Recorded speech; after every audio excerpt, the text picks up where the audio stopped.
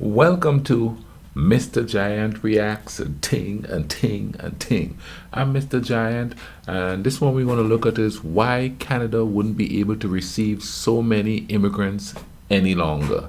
And being an immigrant in this country here in America, and I hear a lot about immigration and people coming over the border and all of that stuff.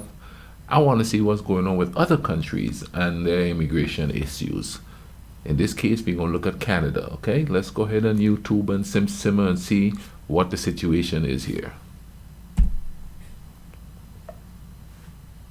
The Canadian population is getting older. On the one hand, people are living longer, and on the other, women are having fewer children than before.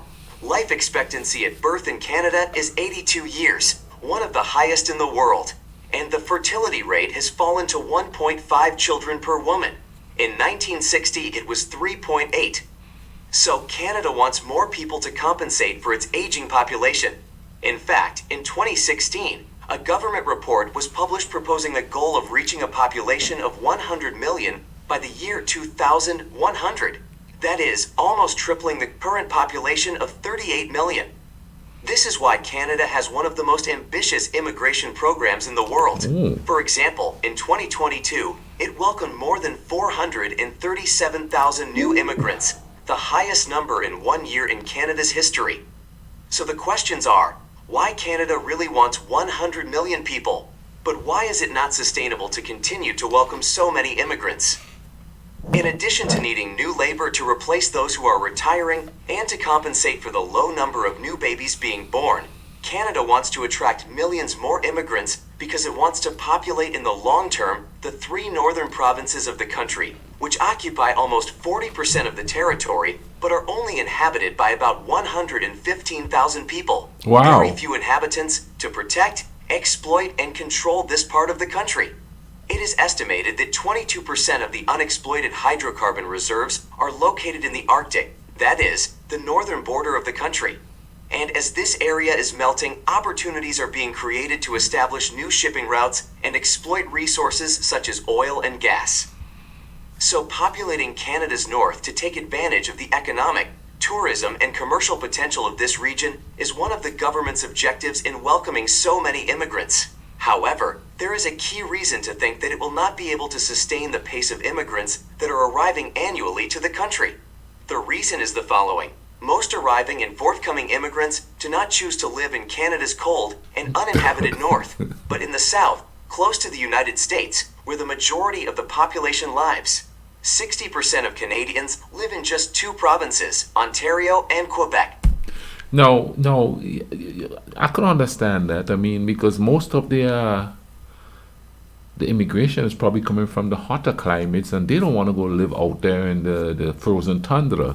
I mean, if you look at it, a lot of the immigrants are coming from like Africa, India, the Caribbean, the warmer climates. So to get them to go live out there, there's got to be some serious incentives, because I know I don't want to go and live out there in that cold, that's for sure. I'm looking to move back to the island where it's warm, and we have mild winters here compared to places like New York and Michigan where I have lived.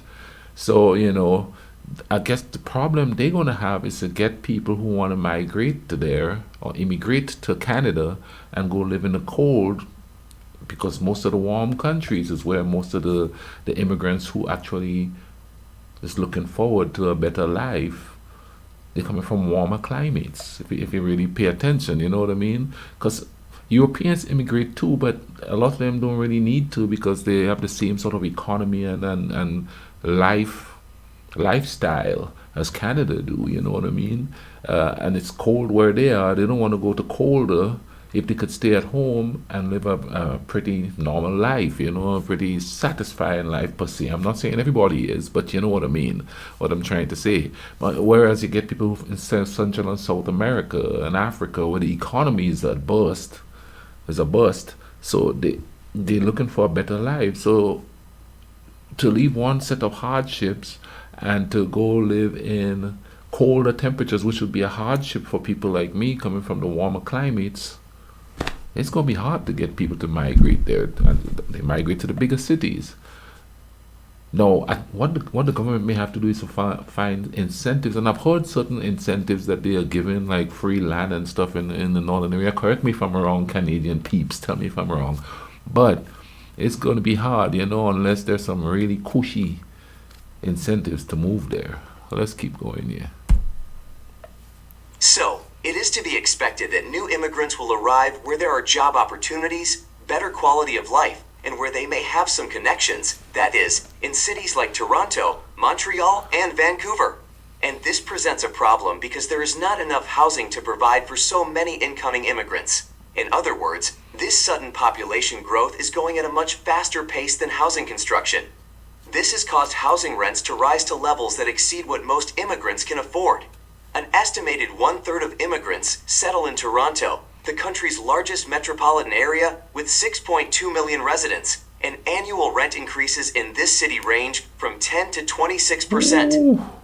And a revealing fact is that for every 2 immigrants who arrive in Toronto, at least 1 leaves the city due to the high cost of housing and the scarce supply. According to Craig Rutten, Director of Policy at the Toronto Board of Trade, strong demand from immigrants caused the vacancy rate to drop to 1.9%, the lowest in 21 years. But the increase in rental prices is not only due to the massive influx of immigrants. When the pandemic began, central banks around the world lowered their reference interest rates, meaning that borrowing money became very cheap, so people began to take on debt to buy homes. Even high-income families bought their second or third properties on the suburbs to escape the lockdowns. All this caused housing prices to skyrocket in most cities around the world.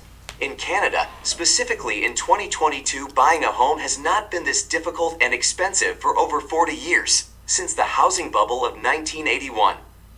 In 2023, housing prices began to fall. However, there is another problem.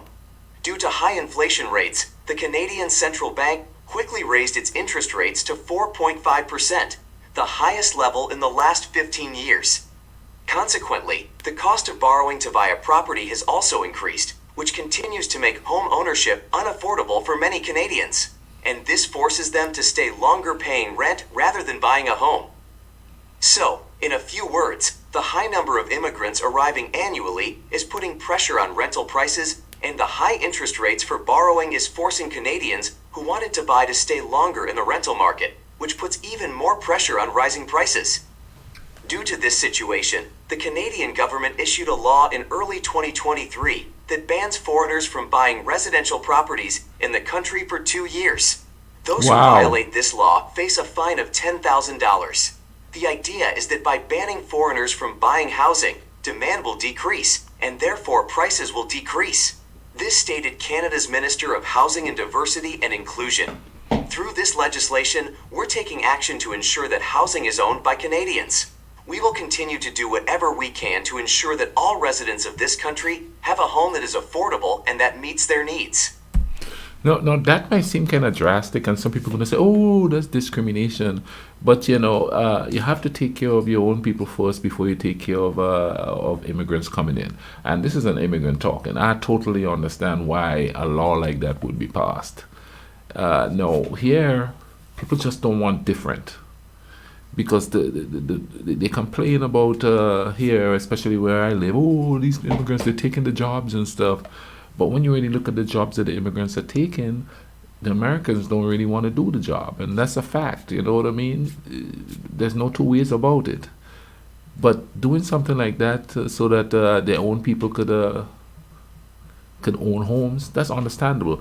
There was a saying back home during the revolution, when we got invaded and stuff, and then people were the outsiders were coming and taking stuff and trying to tell us how to live. A thing that they used to say a lot there was like, clean up your backyard before you come to our yard and trying to clean it up. So in essence, that's kind of understandable, but you see the ripple effect it's having, them wanting to bring in more people to so that they could populate the place, but that create the rent to rise, that create a shortage in places to live, Now, if the ripple effect was happening so that people are starting to spread out and going into the regions where they want people to move to, especially with the melting of the ice and stuff and the minerals and the natural resources going to be greater, and they could get people to start moving in that direction, maybe so. But most people, when they leave their own country, or a lot of people, and they move to a city, like a lot of West Indians move to New York because they have family there, you know what I mean? Maybe they could get the family to move out into the tundra, which I know I wouldn't. No, I'm not moving out into that cold. Then maybe there could be a solution there. But this is crazy. No, no, no. Modern times have got people to where they're having less children in industrialized countries or bigger countries, which is what's creating the lack of bodies to keep the economy going, which causes them to bring in the immigrants and things like that. Uh, Everything is just working against each other in a strange kind of way, isn't it? Let's see how this rounds up here. This statement sounds fair, but mostly populist, because this move to ban foreigners from buying housing will have no effect on prices. But it is common for most politicians to blame some problem on an external factor. In this case, blaming foreign investors for Canada's housing problem. This I spoke too soon. They made it a politrical situation, when politics is in them. And I guess to a certain degree, that's what they're doing here too in the US, using immigration by saying they're bringing in crimes, they're flooding the job market, and the Americans can't get it.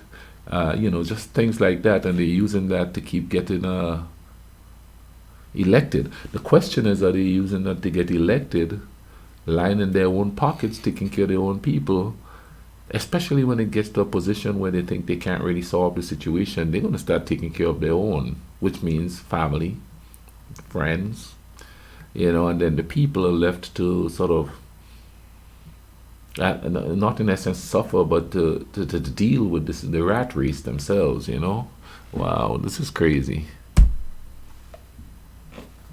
measure will probably not have much of an effect because foreign owners do not represent a significant share of real estate transactions, at least not enough to make a difference in the market. In the province of British Columbia, only 1.1% of home sales involve a foreign buyer. Even in British Columbia, they have already tried to discourage non-Canadians from buying homes by imposing an additional 20% tax. However, prices have not stopped rising.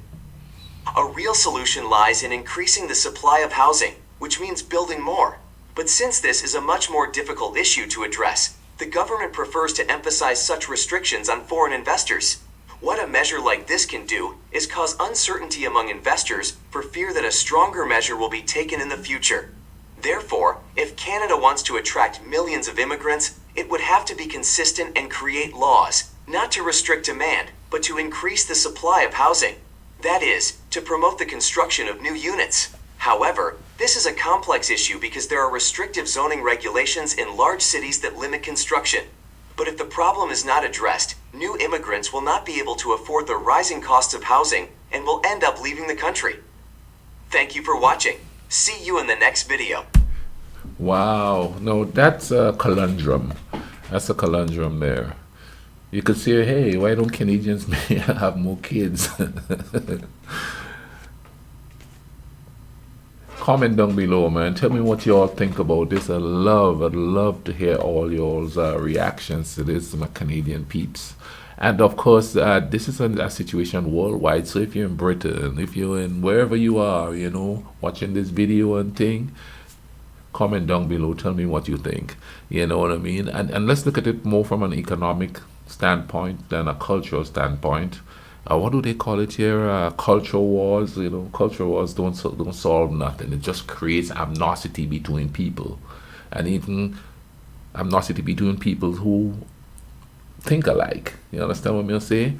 Hey man, I'll leave a link in the description for this video so you could go look at it. I'm gonna have to look into this some more. If you like this video, drop a like on it, but just hit that like button there for me, all right?